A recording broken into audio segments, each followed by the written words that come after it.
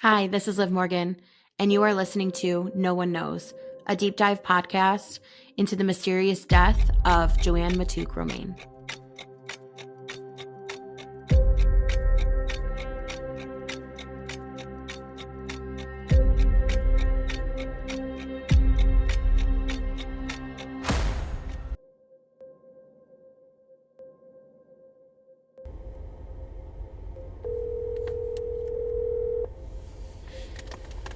Hello.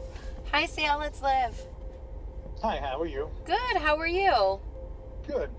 Thank you for taking my call. I appreciate it. Yeah, no problem. So I understand you're going to do a podcast on Joann's case. Yeah, I've actually started. We're on episode 10.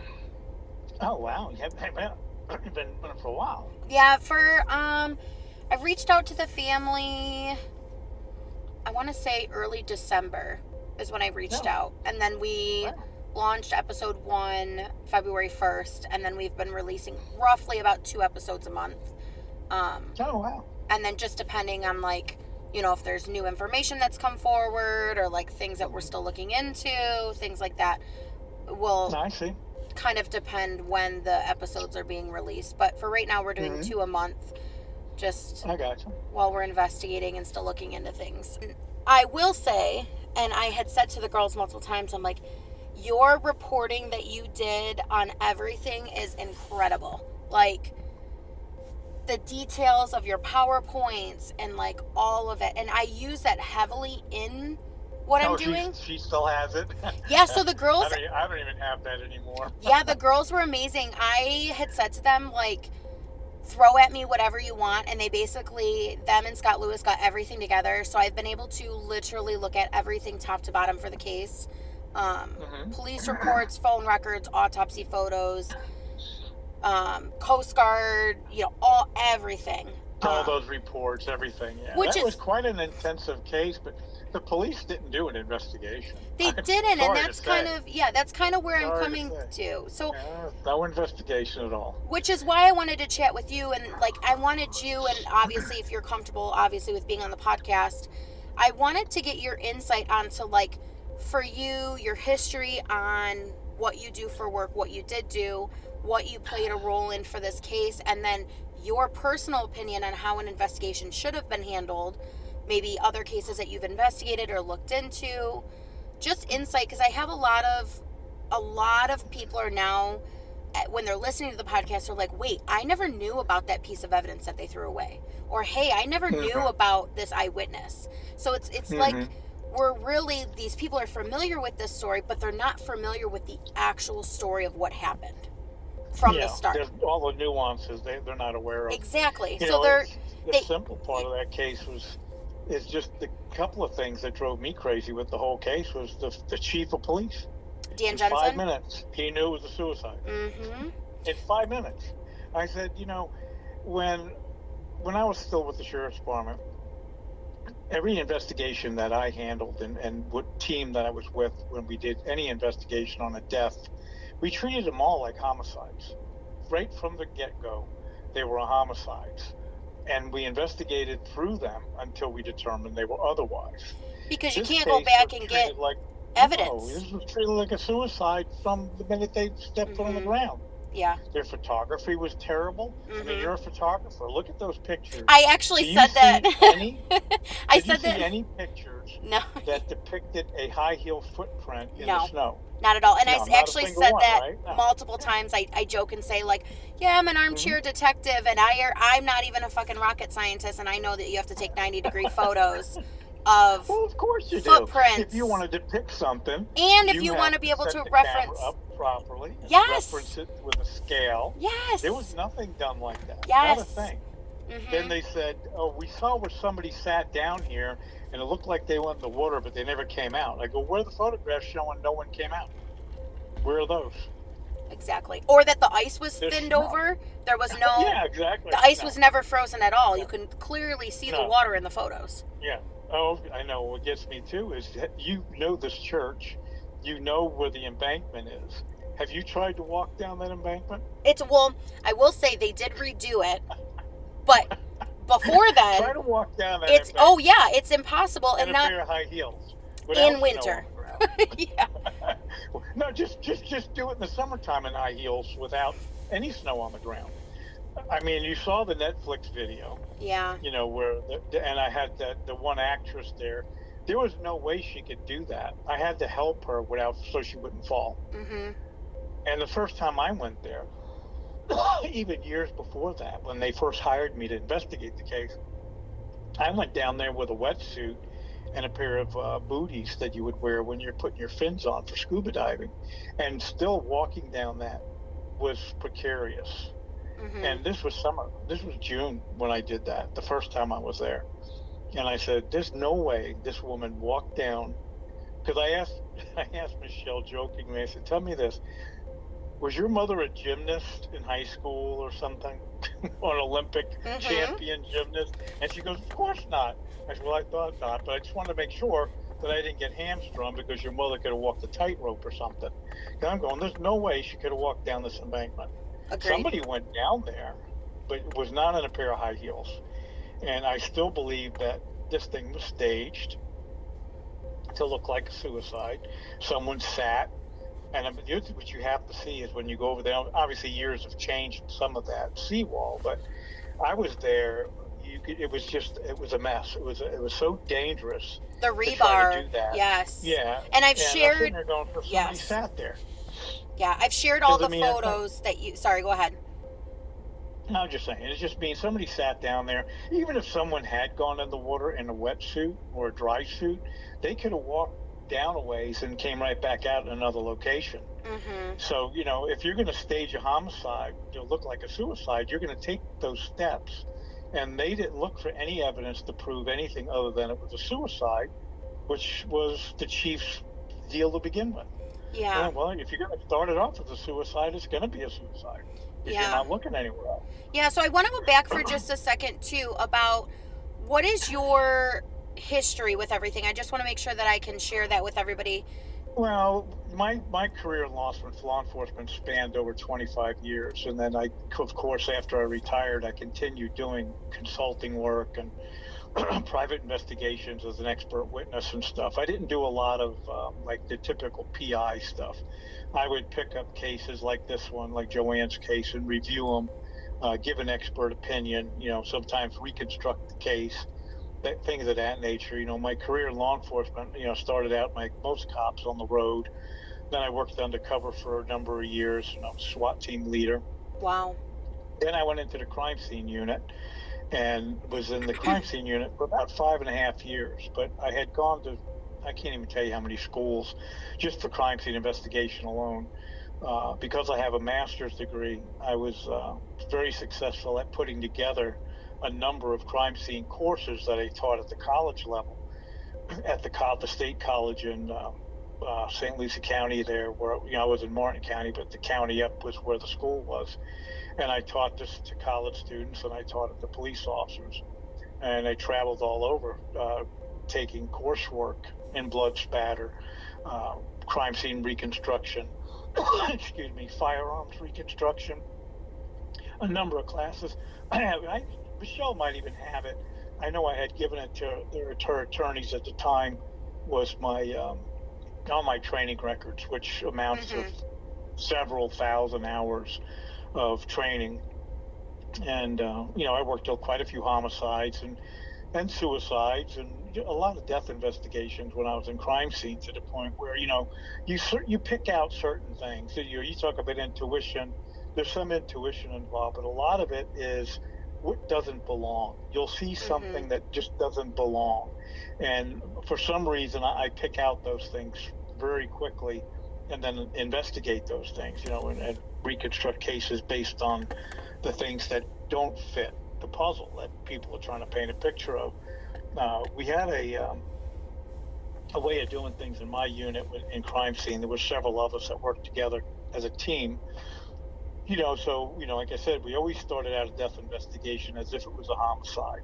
And work every angle of it until that was eliminated and was proven to be an accident or a suicide case. That was just the way we did it. Our boss was very adamant that way. He said his main thing was, hey, if you go in this with an attitude that this is a suicide or an accident, that's all you're going to do. You're going to investigate your theory, and that's all you're going to collect. And you're going to miss evidence. You're going to miss things that you can't get back. That's Exactly. right. Because once you mess up that crime scene, it's done. Exactly. You get one chance to getting it right, and you better get it right that first time. I mean, it's a rare case when you can go back to a scene because you've kept it locked up and you can get back in it and maybe find something you missed the first time around, but that's rare, especially in a case like this. It's outside. Exactly. So the elements, yeah, public exactly. place. Oh, yeah. Especially with the fact of, so what state and city did you work in as an officer? Well, when I was an officer, I worked exclusively in Stuart, Florida, Martin County, Florida, which is just north of Palm Beach. Okay. But when I was with the narcotics unit, I was also sworn in as a DEA, not an agent, but we worked in the man unit where we traded off. So I worked with the DEA, I worked with the customs office, I was a Blue Lightnings officer at the time too, and that was allowing us as deputy sheriffs in a particular county to be federally sworn in to do investigations all over the state. So I wound up all over the state of Florida doing different kinds of work, but it was all narcotics related. Some of it was homicide, because in drug cases there's going to be murders. So yeah, I had a few experience with that, and then after I retired, I started working all over the country. I've traveled not just to Michigan, but to California, the Carolinas, Texas. So they picked you out of Florida to come here and look at the case. Yeah, in fact, I was working a case. I think Michelle found me through, I think it was through Kelly Osborne, whose daughter was murdered in Bradenton Beach, Florida, which is on the West Coast. And they classified that case as a suicide. And Michelle reached out to me. I forget if it was email or if it was on Facebook or something. But she reached out to me, and she happened to be in Florida on a certain time period. And I said I'd meet with her and her sister. So we met, in Palm Beach and discussed the case. She brought her folder with her with some photos in it and some of the police reports. And we kind of went through it a little that night. And then I looked at it, more extensively later. And I agreed to, go up to Michigan. That's to amazing. Actually work on the case. So that's how that started. Then I was there, like I say, I did the case for them, wound up testifying in a deposition with the attorneys for the police departments.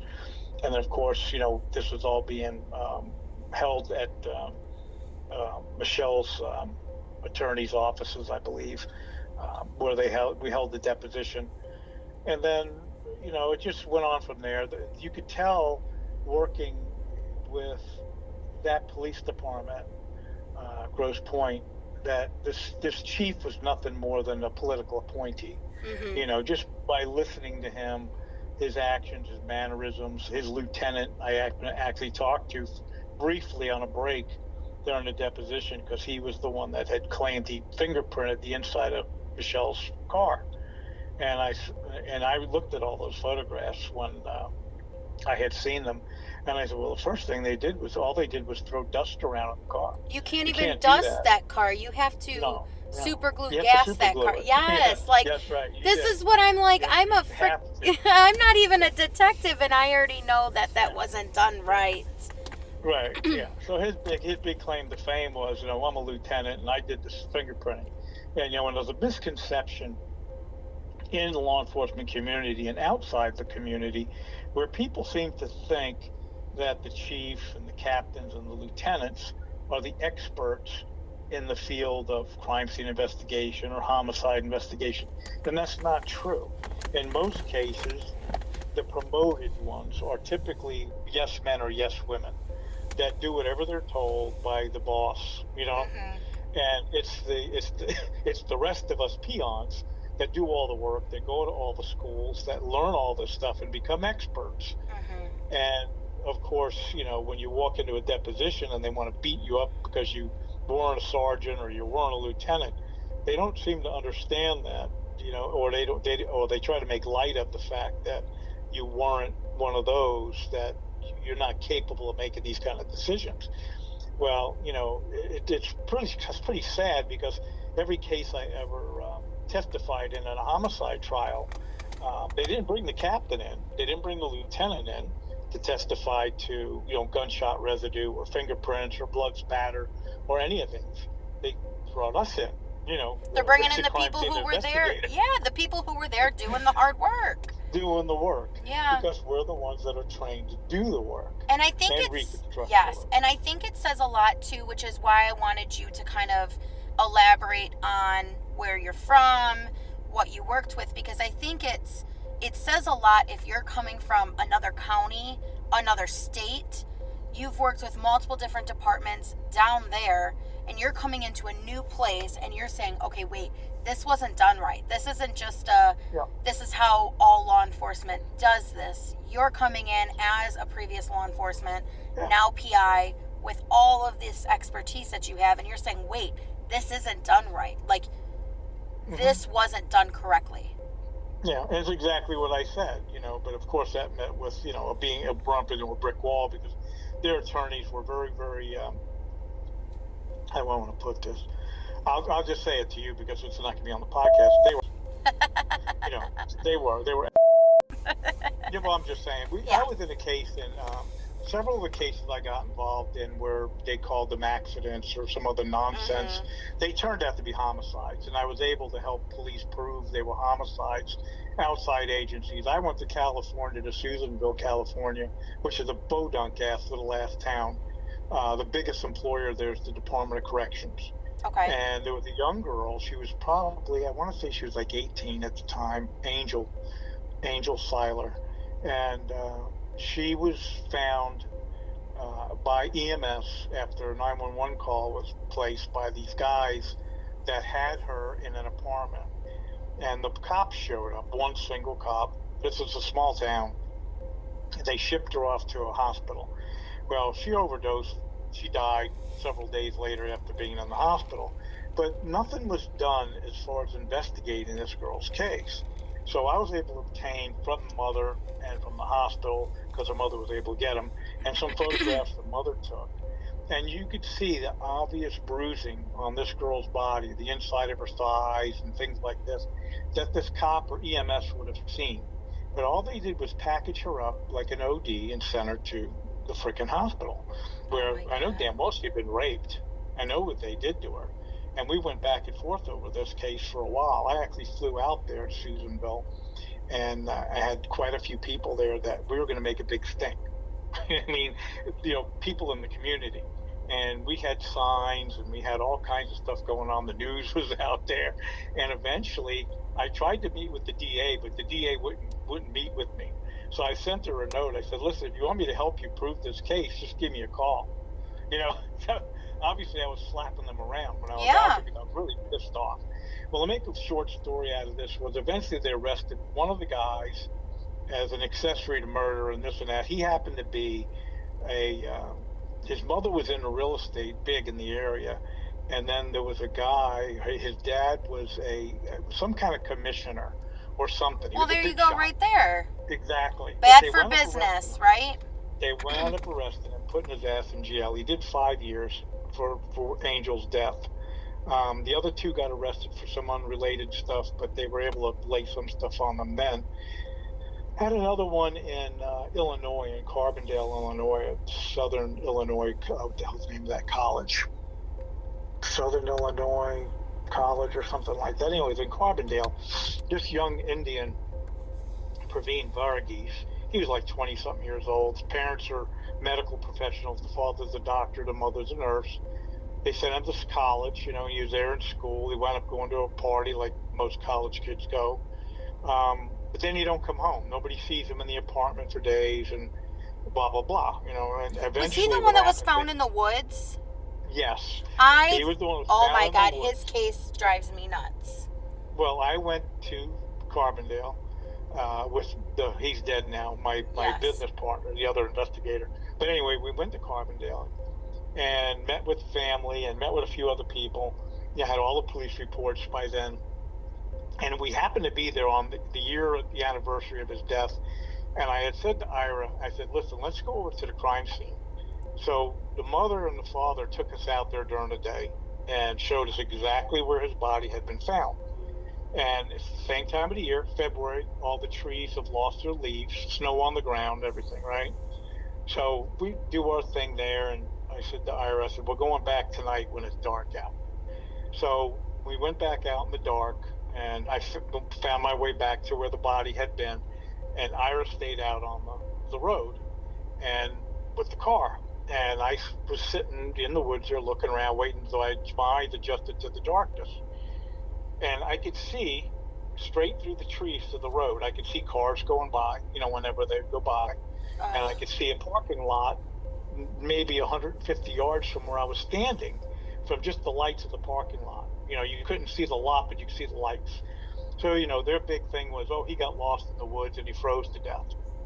He didn't get lost in the freaking woods. I said he was beaten unconscious. Yeah. Didn't his friend, he was in the passenger seat and he dragged him out there? I remember that case. Well, he was a passenger in a truck, and he got a ride with some guy. They got into a fight over God knows what.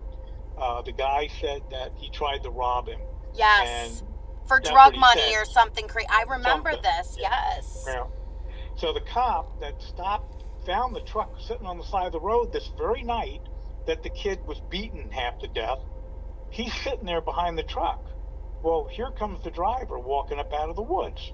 And he tells the cop some bullshit story about how this guy tried to carjack him and rob him, and he beat him up and chased him out into the woods. Yep. Now, here is where I'm going to stop this, and this is exactly what I said to everybody at the meeting that we had, and I also did it on a radio show where the mother, Lovely Varghese, had made friends with this lady that had a radio show in town. The cop, I think his name was Martin, what he should have had done at that very, very point that he was told he had a carjacker go right into the woods, run off into the woods. He should have called for backup. He should have called for canine, and he should have surrounded the area and found this guy. Because one way or the other, you can't let a felon run loose in the woods. But see, it was cold that night. Nobody wanted to do their job, and this guy wasn't pushing it, right? Because he knew what he did. He knew what he did. He knew he beat this guy half to death and left him out there. He didn't want him to be found, so what does he do? He's not, I don't need to press charges or nothing. And the cop left and he left. And then they find him a couple days later out there, but they determined that he had been alive through the night, based on the bruising and what. Because the first medical examiner on that case was some deadbeat that they hired out of Indiana who said he died of hypothermia. Well, the mother and father wasn't buying this when they saw his body at the funeral home. Mm-hmm. So they hired a medical examiner out of Chicago to do another autopsy. And that's when that doctor found the bruising in his arms and the fractures and all this other stuff to the kid's body, and said he was beaten with blunt force trauma. And that's what caused his death. He probably laid there unconscious until he froze to death. But that was another case that wound up going to trial after several years. We finally we got the FBI involved, we got some other people involved, they got a special prosecutor involved, and then eventually they proved that guy committed a murder. Yeah, and I remember his sister. Insulted that family forever. Yeah. Well, what really gets you is, we didn't testify in any of these cases where we pushed law enforcement to that brink where they made an arrest and followed up. And because what they didn't want, the prosecutors didn't want us coming in making their cops look like assholes, so they never invited us, to testify. Yeah. But the fact of the matter is it was our affidavits that we wrote and the push that we put on them to the federal authorities and to higher state authorities that pushed these cases into the courtroom, because the evidence was there. They just blatantly missed it. Just the same thing with Joann's case. They didn't want, Grosse Pointe is an affluent area. Yeah. And the one thing I will tell you, in my experience and with most agencies and most communities, they don't want to have murders. The more affluent the community, the less homicides you want on your records. Mm-hmm. You don't, because then now the place doesn't look safe. The police chief's not doing his job. The cops aren't doing their job. Oh my God, what are we going to do? We need to hire a new cop. We need to hire this, whatever. They don't want it. They don't want the stats to show homicides. And this was a complicated case. Yeah, It at wouldn't this have been rate, complicated. they need to just clear It wouldn't have house been. for real. Yeah.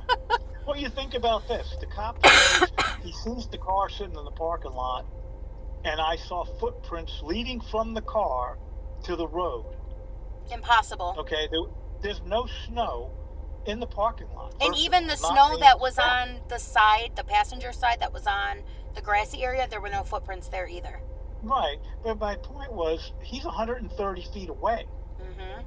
Or better, I forget. I measured this. I don't remember how far away. I think it was 130. It might have been more. It was a little bit Anyway, around there, yeah. Dark. And it was dark. And he sees footprints down by a tree. That could have been from somebody walking along the road, not necessarily coming from the church. I mean, so what's the deal with this guy, you know? So, you know, then you got the whole thing with the keys. Her keys are in her pocket. So what? That doesn't mean a damn thing either. Her car never left the parking lot, maybe.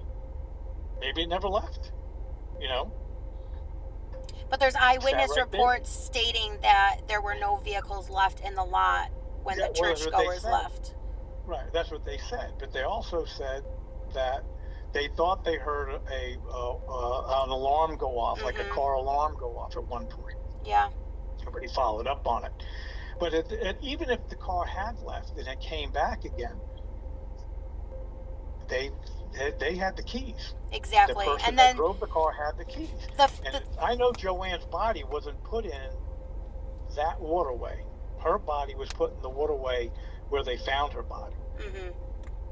She was probably put in a boat and traveled across. Because the one thing when I was in crime scene that I was involved in as well is I did all the underwater crime scene investigations, body recoveries, weapon recoveries. I actually trained that team. And I'm saying to myself, when I saw her body, there's none of the usual marks on a body that's been underwater for any length of time. You know, I mean, you got sea life that nibbles on them and eats at them. I even did a couple of bodies I pulled out of the water that were only in the water for a week or two from a plane crash. And trust me, you couldn't hardly tell they were human, you know, based on what was left. And she was supposed to have traveled 30 miles out of that lake down into the shipping lanes and didn't get hung up on any scrap metal or anything else it would be. That's the part that's the most shocking to me, because anybody who's a Metro Detroiter, I own a studio right there on the river, okay? I watch the ships daily, in and out, back and forth. I can tell you, just sitting there being in Detroit, there is no way that her body would have not been hit by something, by a freighter. Oh, sure. I mean, she would have laid on the bottom for a little while because it was cold, you know, because initially when you drown, you sink. And you're going to stay on the bottom until your body gasses up enough to float. Now, being it was cold, it would have taken a while for her body to gas up and float. But the current in that water, she would have traveled across the bottom for 30 miles without getting tore up in any way, shape, or form. Because I know damn well that shipping lane's going to be full of all kinds of trash. Yeah, oh yeah. And I was reading another report by the Aqua, I forget his, I think his last name. The other Smith. team, yeah. Yes. Because I've also talked to Bill Robinette as well, who helped dive for her. He was one of my first interviews that I spoke with, but I relied heavily on your reporting and Smith's reporting when he was stating that, like, even the type of coat that she had on would have, because it was zipped up, it would have held air, and that would have made her more visible at the top. It would have made her more buoyant. Oh, well, that water's crystal clear. So that's the other thing. If you're talking about the initial immersion in the water, it's so shallow there. We didn't even talk about that. When she supposedly went down that embankment and supposedly got into that water, I was in that water just like they were, but it was in the summertime. And I had a hard time walking, and I could see the bottom because it was so shallow. Because when I went there, it was probably maybe a foot or two higher than it was when Joann went in the water. So you're talking, I think it was 18 inches of water at the seawall. So there's no way she could have swam out. She would have had to walk out in high heels, in water deep enough to get to her waist. her high heels weren't even marked up. I know. They weren't scuffed. They weren't nothing wrong with them. You could tell that she was placed too based off of, like, the algae that was on her. Mm-hmm. And yeah. the other part that was crazy to me, and correct me if I'm wrong or anything, but I found it very, very odd that she had no hair on any part of her body left. I don't know about that. That would be a medical question, but I think, when you die, your hair follicles really don't grow. I know a lot of the old wives' tale that your hair grows when you're dead. I think that's because your body's decomposing, and it makes it look like your hair. But it was crazy because looking at the reporting, they're saying, "Oh, her hair was entangled in the tree, and that's why they spotted her." Well, there was probably a little bit of hair probably on her head, but I'm sure when they moved her, it probably came off. Because when you get degloved in the water for long periods of time, especially I seen it a lot because in Florida we had a lot of drownings, and if they've been in the water for several days, a week, usually they're pretty far gone by then, but the water was cold up there, so it preserved her a little longer. Yeah. But you could actually see, like, you could take someone's fingers and slip their fingers off to the point where our fingerprint experts, if we needed to fingerprint a body like that, and the glove part of their fingers came off, that's what they call them. It's like degloving. That's where the skin comes off, correct? Yeah, exactly. So they would take a rubber glove and put that finger over their finger so they could roll it and get a fingerprint pressure. So what's crazy though is she had all of her skin though on her head. Mm-hmm. Cold. So, and that's cold. Where I'm just like, look, and I'm looking at her body, and I'm like, I can still see the type of nail polish she was wearing on one hand. Yeah, it was so cold. You had to remember, she was in the water supposedly from December to March. So, you've got probably 30-degree, like freezing water temperature. So it was like being put in a freezer, in an ice box, other than being wet the whole time. Her body was fairly well preserved because of the cold. But if she was being dragged at the bottom... No, she'd be all tore up. She'd be cut up. She'd have lost clothing, I'm sure.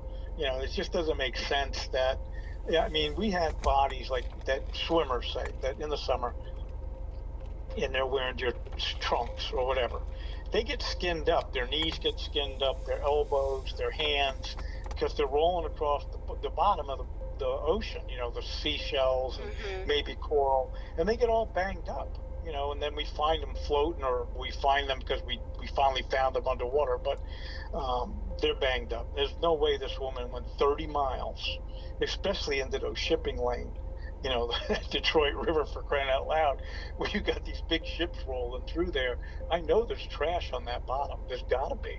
Well, it's Detroit, too. I used to live down there just off of Belle Isle, which is the same area right there. You can look at you can see all the trash. It's not far from where, she would have had to obviously go through all of that area. But right. What I come back no way to... she traveled 30 miles. Yeah. And what I come back to is the fact of how quick they were willing to get everybody out there, I think is another red flag, because I do think a lot of the times when it comes to reporting somebody missing, she was never reported missing by anybody. I know. That totally throws the whole thing. Was they knock on Michelle's door looking for Joann when the car's registered Michelle? Exactly. That made no sense. Yeah. Either. So you've got a lot of red flags. Let's talk about the gas station attendant. Yes, that was huge. Did you ever interview him? I did not. The young guy? Nope, I didn't. You need to interview him. I interviewed him. You know what he told me? It was so cold and nasty out that day, she didn't want to pump her own gas. He pumped her gas for her. See, so I know. The same woman that night decided to go out in freezing ass temperature and go jump in an icy lake. She didn't want to pump her own gas because it was too cold. Why would she kill herself by jumping into a freaking lake? This is the kind of shit that drove me crazy with this case. And these cops just acted like, no, it was suicide. Yeah, so the chief just... told Joann, they blew it off. Oh, and the chief just was honored on Thursday. There was a big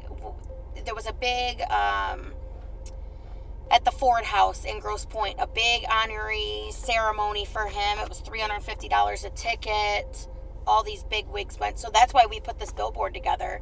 And we actually had a running video. and it was of all the facts that the police have stated are incorrect. Mm-hmm. We're like, why was the chief on Tim Matouk's phone records before she died? Why were we were really capitalizing? Why did the officers have her set of missing keys? Why did they claim it was a suicide instantly? She was never reported missing. We're like, and we've had a ton of, I mean, it drove around for 8 hours that day. There were planes in the sky. We knew it was going to be a huge event. We wanted to get people to understand that, like, they've been given false information all of these years, and it's hard to go back and try to, like, almost break people and be like, yo, you're not listening to the whole story. You're only hearing what you're hearing from law enforcement. Yeah. You're getting the bullshit. You know, the church wouldn't even let us on the property when we did the Netflix Unsolved Mystery thing. They didn't want us on the property. That's ridiculous. And they're going, yeah, I know. And those are the kind of things that drive you crazy. But this is what I've talked about before. Politics as it may, you've got a police chief that's appointed by a mayor. You know, he's just some freaking go-to, you know, he's a go-boy. Go do whatever we want you to do. And then his lieutenant, I could tell by talking to him, I'm thinking, yeah, you're a real cop, aren't you? You know, you know, you got when you talk to a real cop, there's a difference between a real cop and a pencil pusher. And these guys are done with pencil pushers. They were promoted beyond any means of any police work at all. They were just, you know, whatever you tell them to do, they're going to do. And what's crazy is, go away, yes, make it go away. The amount of connections that I've been able to uncover between all of them, that enough shouldn't have been a red flag for anybody outside of Grosse Pointe Farms, Grosse Pointe Woods Department.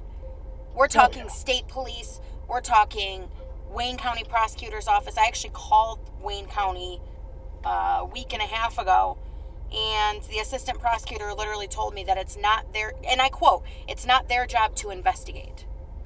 Nope, it's not. And I'm like, the okay, state so attorney's office is the prosecuting arm. The police are supposed to investigate. So I said, well, what happens if the police didn't do what they were supposed to do? Well, then you're supposed to go to state police. And I said, well, what happens if every damn person in this fucking lower part of Grosse Pointe Woods, Grosse Pointe Farms is corrupt? Then what do I do? They're not gonna investigate. I'll tell you about Sheena Morris, where she, the young girl that was hung in a hotel room in Bradenton Beach. You know, the mother pitched a shit fit for her first couple years, and she hired, the lady's dead now, but I knew her, Jan Johnson, who was a forensic expert, and I knew her for years. She was a forensic expert for 30 years, and she actually worked for the Florida Department of Law Enforcement at one point, and she was an expert. Well, the mother pushed after Jan got involved and showed all these inconsistencies. And FDLE, who this woman had worked for, and FDLE depended on her as an expert when she worked for them. No longer did she work for them at this point. They discounted everything she said. See? And that's... FDLE, I'm like... FDLE went in there with a bunch of yahoos that said... the name of their operation was Assist Bradenton Beach PD or some shit like that.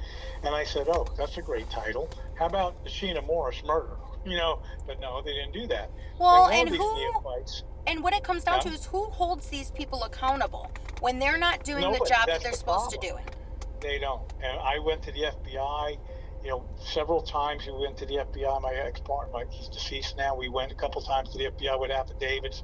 And all we said to them is, look, if you're not going to investigate this, why can't you at least talk to these freaking morons about their lack of police protocol? Exactly. I mean, that's... all this crime scene investigation stuff is set in stone. Why are they not doing it correctly? Exactly. And I think why that are they doing this shit and getting away with it? Yep. If they did not do what they were supposed to do when it come to investigating Joann's case, they should at least be in trouble for the fact that they did shitty police work. Right. That's it, plain and simple. If I don't do my job, I don't get paid. So you don't do your job, you don't get paid. And they're getting paid with my fucking tax dollars. Like, yeah, oh yeah. And that's just it. Politics. It's all politics. But at the end of the day, it's like fighting, even the old saying, you can't fight City Hall. And that's basically what you're trying to do, and we tried to do for a long time, was fight City Hall. And, there's certain people want to protect their police department. They want to protect their community. They don't want to, I'm sure behind closed doors, somebody said to the chief, hey, don't let this shit happen again. This is embarrassing. How about doing this right the next time, or whatever. Mm-hmm. But nothing else comes from it. That's it. There's not going to be, you're fired. Yes. I think what happened is hypothetically, this is all hypothetically, right? My theory is that there was some shady shit that was going on at the wine store. And because Tim was in law enforcement, he was allowing certain things to go on there. Mm-hmm. Bill was giving discounts to the officers, the chief of police, all of these things. It was almost like, hey, we have this stuff going on here, but you're going to turn a blind eye and pretend you don't see it. Mm-hmm. Joann saw something, and Tim and Bill made a choice to get rid of her.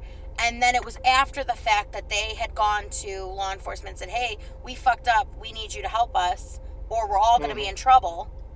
And that would explain the shitty setup, all of it. Oh, yeah. Well, the whole thing, them calling out the Coast Guard like that was a giant dog and pony show. We never would have called out the United States Coast Guard if we didn't have a witness saying somebody went in the fucking water. We saw them go in the water. You're going to call them out that time of the night to do what? Spend hundreds of thousands of dollars to just fly around and put boats in the water and everything else looking for what? You know what I mean? Nobody saw anybody go in.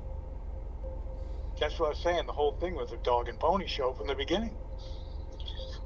It really is. It's sad. Sad. She knew something. That's why she was killed. She saw something. She knew something that was going to be a real embarrassment or cost people jail time or something. She knew something. And the whole thing about her going to church that night, that was a regular thing for her to go to church. It wasn't like, I'm going to go to church tonight, make amends, and go kill myself. No. She went to prayer service very often, and there were a lot of her friends that came forward and said, she'd go to prayer service and then we'd go get coffee at 10 p.m. Like that was a normal thing that we did. And the biggest thing too, from a police standpoint, that really blows my mind is the amount of eyewitnesses that they have in this case. Not only do they have Paul Hawk, who literally identified Tim Matouk at the water's edge. The sketch is uncanny, but if you look in, it's the first time I saw it gave me chills. Yeah. Not aside. Paul's alive. Huh? They discounted Paul like he was some kind of a nutcase. You said you're surprised he's alive? First thing they do, huh? You said you're surprised he's what? I'm surprised he's alive. That they didn't he's knock not. Him off. He's not alive. Paul died too? Paul Hawk died, yes. When did he die? In his kitchen. When? In his kitchen, it was like 2019, 2020. Oh. That was right after I was up there. Yep. He died. They found him dead in his kitchen. Yeah, I was up there. When the hell did we do the Netflix thing? Like 2017, I think. Yeah, I think it was like 2017. Because I remember he was still alive then. No, he died in, I want to say it was 2019 or 2020. I'll be damned. Yeah, but he was a credible witness. I interviewed him for about a half hour. I mean, everything he said made sense. And not only him, but the school, the academy behind, right? Mm-hmm. I'm talking to you right now, and there's a cardinal sitting right outside my door. Oh yeah. I get them here a lot. Yes. We get them a lot. So, looking at there was so many eyewitnesses. There was Paul Hawk. Then there was the lady at the academy who said that she saw an SUV backed in suspiciously. Right. She never saw that vehicle any other day and only saw it that night. Then somebody else comes forward, same type of description for vehicle, states that they were driving erratically on Lakeshore, cut them off. Okay? So we've got that person. There was actually a lady that wrote a letter, and I don't know if you're familiar with it, and we're looking into it right now. She's also deceased. She died, I want to say the year after Joann did. And she wrote a letter, and she basically said in her letter, I don't know if she was a medium, I don't know if she was a psychic, but she was very spiritual, and she said, I had this vision of this lady. She told me her name. She goes, I live in Farmington Hills. I'm not super familiar. I don't know anything about this case. She's like, I've never been to Grosse Pointe Woods.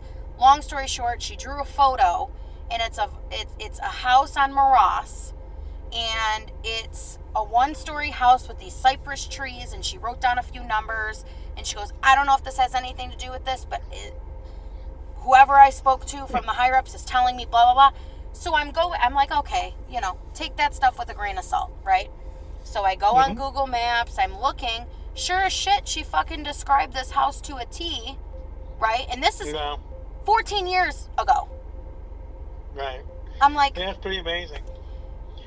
It's just then there was weird. a guy that they saw running down the street wearing the black running suit that Paul described. He saw somebody sitting by the water's edge that he thought might have been a woman, but it could have been a man, dressed the same way as that person that was sitting on that. He took me over there. There was a concrete abutment that sat over in the grass. It wasn't right near with the embankment that goes down, but it was on that side of the river across from the church, where he said he saw the cops. He thought they were cops, had stopped cars and made him drive by and all that. And nobody ever tried to question the person that was seen running. They threw away a scarf that was found on the side of the road. Yeah, what about the lady that came forward a few days after because she was, it was a distant family friend, and they were looking for clues. She found bloody baby wipes in a glove. Yeah. Right next to where Joann's car was, and they fucking threw it away. Yeah, of course. So throw away the evidence. You don't have it. That's what I'm saying. It's pretty sad. So from your standpoint of having obviously the knowledge and everything backing up that you've done in your career, what do you think we could be doing to help push this case forward? Continue to, because the approach that we're taking now is we're going to get the public mad. We're at the point now, it's like, we know officials aren't going to do what they need to do unless we literally march up to Washington. But at this point, I'm looking at all these people and I'm like, you're living in a city where there was a murder and a cover-up, and your tax dollars are paying to line these pockets of these individuals. Exactly. Yeah, it's a tough hill to climb, trying to get... I remember when I was in Chicago, I met with the family of the Indian boy I was telling you about from Carbondale, the college kid, because I had several other cases going on at the same time. And I asked for all these people that could afford it to be in Chicago. And they all brought poster board, big pictures of their kids that had been suicided or accidentally died, so we could stand out there, right there in Daly's Plaza with the news media and say, this is a problem. We had like 10 different kids. This is a problem. These people are dead, and the police are calling these cases suicides or accidents, and they're not. And we try to push that, through the public. Figure in Chicago, you're going to get a lot of, news. Yeah. And of course we got the news, but they didn't want to interview us afterwards. I talked to the cameraman and the anchor. How about we come in and we sit down and do a nice interview? But they didn't want to talk about it. And I'm sitting there going, what is it with the media that doesn't want to jump on a story like that anymore? Because the media is funded exactly by the it's all this horrible circle. And as I'm uncovering, the biggest thing that I've gone through, and we've really found a lot of new evidence, is the phone records. I think the phone records are the most damning thing that we have, and they paint it's a clear picture. Everything. She's on the phone a lot. Oh, Tim Matouk's phone records. Yeah. Like, the amount of phone calls made to people that he shouldn't be communicating with says a lot. Why did he call Canada right before she was murdered? And then all of a sudden her body is randomly found. It just doesn't, there's too many coincidences for it to be a coincidence. And I don't believe in coincidences. No cop does. See? So, and it's how do you, at this point we're like, okay. All you can do is keep putting it together where you're at. Maybe you can get the attention of the right prosecutor. The problem is, when you're trying to fight in a little community like that, the prosecutors, like you say, it's not our job to investigate. Well, and I think what it's going to take in this case too is somebody's going to turn on somebody, and that's what's going to break this case. Normally that's what happens, but if your main suspect is dead, nobody's going to come forward unless, they, for some reason, they think that they're going to get something out of it. I got a couple pups at the side of playtime. Aw, that's okay. I've got 3. Yeah, I have 3 at home. I always tell everybody that walks in my house, I'm like, welcome to the shit show. Like, yeah, so I sound like a kennel here. Are you kidding me? No. Mine are only a year old, and they just, they're full of piss and vinegar all the time. I love that. Yeah, so I think at this point, I will, you're okay with me using all of this on the podcast. Obviously, I'll block out the parts where we say certain things. Yeah, no, I have no problem with it. Perfect. It's nothing I haven't said before. True. And in fact, some of the stuff that I said before, they couldn't put it on, or they wouldn't put it on. But there's obviously a case here where, like I said before, with this chief of police, he's just a political appointee. I don't hold any water with any of these people that get promoted or elected to a certain position. Doesn't mean they're qualified. Agreed.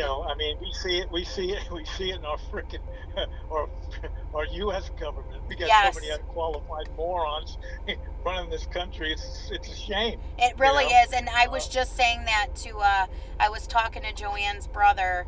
Actually, he called me last night because he received a text message from. He received a text, and personally, I think they're pretty upset about my podcast because Tim Matouk has sent screenshots of my podcast. No, I'm just the first person outside of a police department. I wasn't hired by the family. I'm not being paid by anybody. I'm not nothing. Everything I'm saying has some truth behind it, and now people are listening and looking, and they're like, wait, what actually did happen? What's going on? It's creating a ruckus that they're not wanting. Yeah, that's what typically happens. And you start stirring the pot, all kinds of stuff starts cropping up from it. And that's, I did that for a long time. Stirred the pot. Yeah, no, and I think, and I told Michelle and Kelly both, I said, I think that everybody who was involved with this case had a standpoint and a play into how it was going to end up. So, like, for you, for instance, like, your reporting was incredible. Like, I remember telling the girls, like, he is so detailed. He has everything down to a T. And that's a lot of information, for one. But then also for me to be able to report on to people and say, hey, this qualified person who has all this years of experience, this is what they have to say. And they have nothing to do with Wayne County. They're not even from Michigan. They're from a total outside agency. Yeah. Like, I had no dog in the fight. Yes. Just, let's get some justice done. Exactly. And that's in a lot of cases that I worked on. Were not paid cases. I'd say probably about 80-90% of them were pro bono. That's amazing. Cases. Because I was so disgusted with what I was seeing, and being I was retired and I could do it. I mean, people would pay like per diem. They would pay to get me up there. They'd pay me for a hotel room or something like that. But I just always, and I always note the paying aspect because I say that, and I don't mean that derogatory towards you or anything, but I say that out there when it comes to, because the police will say, oh, they were hired by the family. They're paid to say that. Yeah. They're paid to say, and I'm like, no, like, there's so many people, especially with this case. Get paid. You can't work for free. Yeah. And that was the thing, I mean, when I did a lot of them for free, but a lot of them I didn't do for free. I mean, but most of them were free cases. And I said the same thing in those cases that I worked for free, that I got paid to work on. Yeah. It was just being honest. It was being an expert at what I do and saying, look, there's a problem here. Even if this really boiled down to me doing nothing but evaluating the police crime scene investigation and beating that investigation to death because it was improperly done, anybody worth their salt that was a professional in the crime scene area would have done the same thing. So is They there would a have way said, to "This, you report are wrong." for inaccuracy? Like, I mean, because you and I've already touched on like the footprints, the photographs, the DNA. Like, they did a botch job literally on every aspect. I can't tell you one part of the case that they did correctly. Is there a way to report them outside of like Wayne County and our agencies here? We tried that. Okay. We've tried that. I mean, the problem is that you're seeing this now happen in certain cities where the FBI gets involved now with some of these bigger cities going, "We're going to help your department be better." Well, they really don't. It becomes nothing more than a dog and pony show again. What really should happen, and this is just my opinion, every department is supposed to have standard operating procedure, policies and procedures regarding crime scene investigation and typical investigations, even patrol for how to stop a car and how to approach a car and how to talk to people. There's all kinds of policies surrounding that. Well, those policies should be set in stone, and there is a actual what do I want to? There are associations, International Association of Blood Spatter. There's an International Association of Crime Scene Investigators. And there are certain protocols that are set in stone. If you go to these schools, this is the way you do this. Well, every agency should adopt those, okay? And so every case, therefore, that they investigate should follow those protocols. Agreed. It's And just a when bigger they don't fight. follow It really the is. protocol, that's where punishment comes in. You didn't follow policy and procedure, so now you're going to get punished. I think so, because Okay. any other fucking job you work, like, you don't do your job, you don't get paid, you get in trouble. Like, I hate Correct. this stigma that like law enforcement is superior to others, because we are paying them as taxpayers to do the job that they are set to do. You're exactly right. And that's exactly my feeling about it. It's not, and I have nothing against, law enforcement or anything. I have an issue when people who hold a position of power use it in a way for their own benefit. Yes, like how is that okay? And at the end of the day, it's clearly obvious that's what happened here in Joann's case. It's not okay. It's wrong. Yes. It's wrong. And it doesn't take every stretch of the imagination. Yes. And I think it gives a bad rep to a lot of officers and law enforcement who do their job right, and they do what they're supposed to do, and they're just caught and bulked in this horrible, box of these people don't know what the hell they're doing. And there probably are a lot of people in Grosse Pointe Woods and Grosse Pointe Farms, law enforcement, that really have no idea what is going on, but the blue backs the blue. So they feel some sort of way about protecting their own, and you can't protect your own unless everybody is held to the standard of... Right. You have to have a standard. Yes. That was the whole thing about it. If you go back even into the 80s with accreditation, every department was running around trying to get accredited. In other words, we're having national experts come in, and we're going to go over our policy and procedures, and we're going to make everybody do the same thing. Everybody's job's going to be, better and easier, and the community's going to trust us. All that because we're accredited. Well, most agencies are accredited, but you're still seeing the same kind of crap. Exactly. People sweeping things under the rug, the chief covering it up, or the sergeant covering it up, or this one lying for that one, because that's just the way it is. Nobody wants to lose their job, because no one holds anybody accountable. I always say that there should be some sort of third party, kind of like for a business when you come in and they, if they look at your taxes or whatever, there should be a third party for officers that are not, law enforcement that are not associated with anybody, and they come in and they look over everything you've done. Because looking back too, there's been other murders in Grosse Pointe Farms and Grosse Pointe Woods that have not been publicized. I'm sure. Like because overdoses. Once you get away with it once or twice, yes, they're not going to investigate them. And I'm like okay, so these people overdosed. It was laced with fentanyl. Shouldn't you be finding the person that sold them the heroin or cocaine or whatever it is that they had? Yeah. It's just... That's the whole problem with law enforcement today, and a lot of other things today. There's no oversight committee that actually does perform oversight and has the actual ability to punish those that don't follow the protocol. You see this stuff all the time. Everybody seems to watch these TV shows that seem to think, oh, the internal affairs guy is going to get you when you break the rules. Their job isn't to catch you unless you're really a blatantly bad cop or a person. Their job is to minimize the damage to the agency. That's what their job really is. Yeah. Seen that way many times And when in a lot of different agencies. When you view it from like a fishbowl, like it makes me sick to my stomach thinking about how much corruption probably went into Joann's case. And it's at every level. It really is. And I use the word corruption in a little bit more liberal sense. It doesn't necessarily mean somebody did something wrong or bad and they got paid to do it, or they got praised for doing it. This could just simply be corruption because they're just too stupid to know any better. Yeah. It's like a computer that's corrupted. Yeah. A computer that's corrupted, you feed it information and you get garbage out of it because there's something wrong with the software in it, or the actual circuitry in the instrument. But there's people that do the same thing. They're just too dumb to know any better.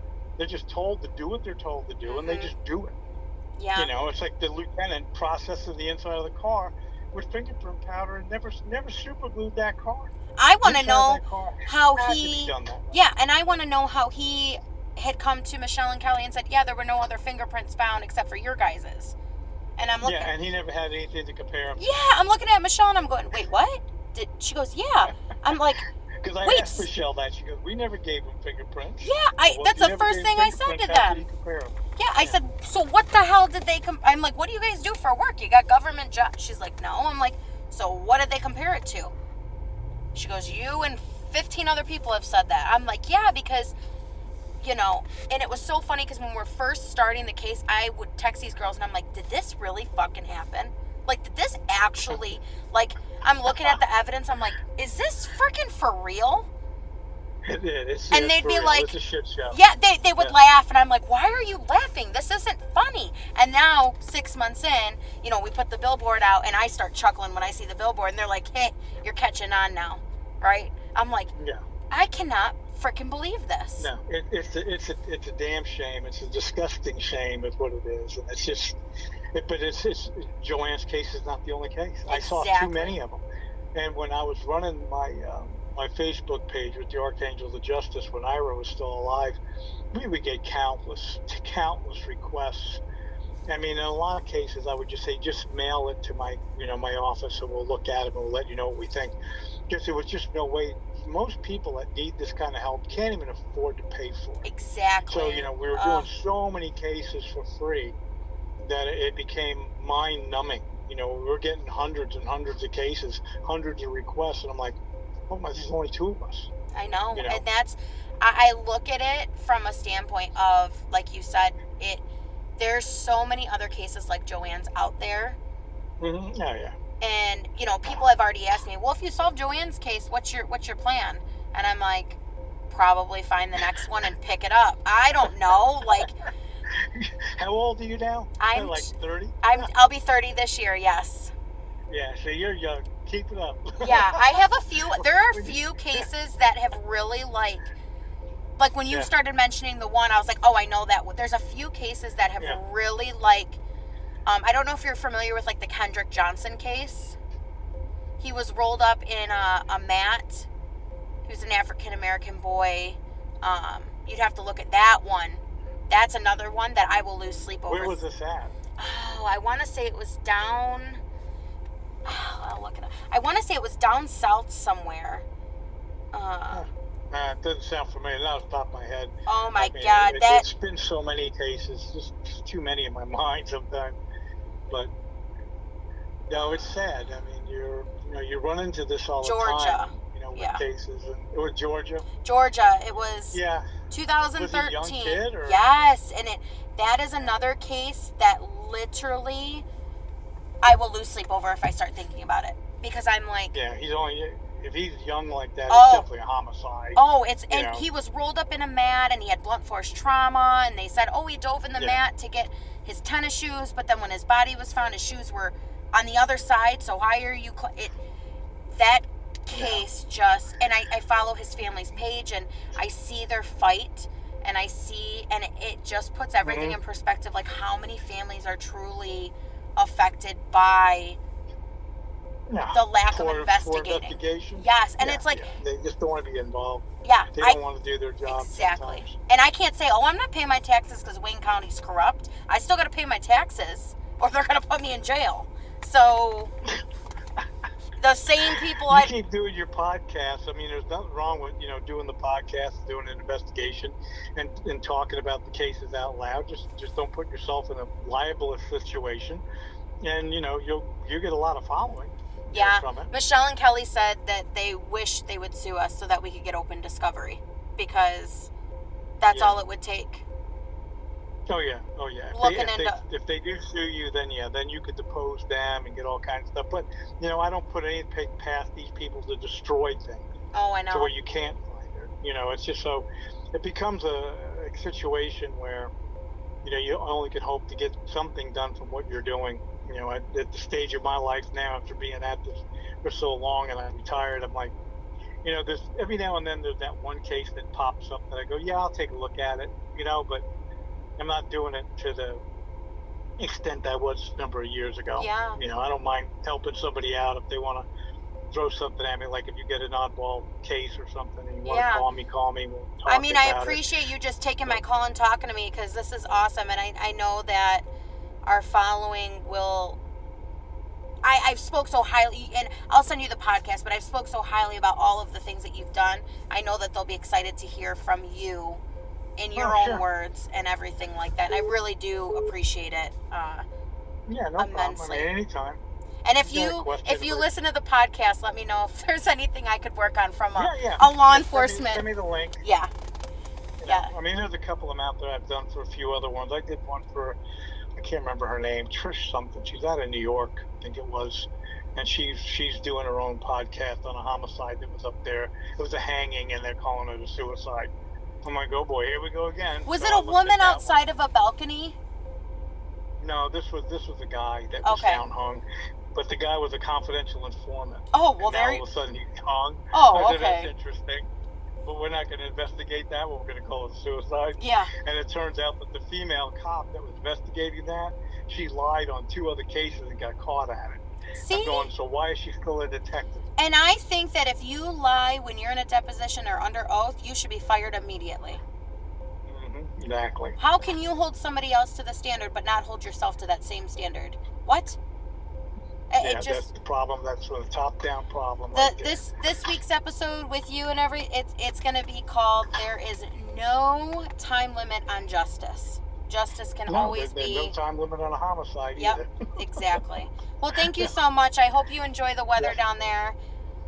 Yeah, I'll listen to it. You send me the link to it, I'll definitely listen to it. Yeah, let me know. And then, like I say, if you have any questions, let me know. If you bump into another case that you have a question about, give me a call. Perfect. I don't mind doing that kind of stuff. It's just, that's where I'm at now in retirement. I'm like, okay.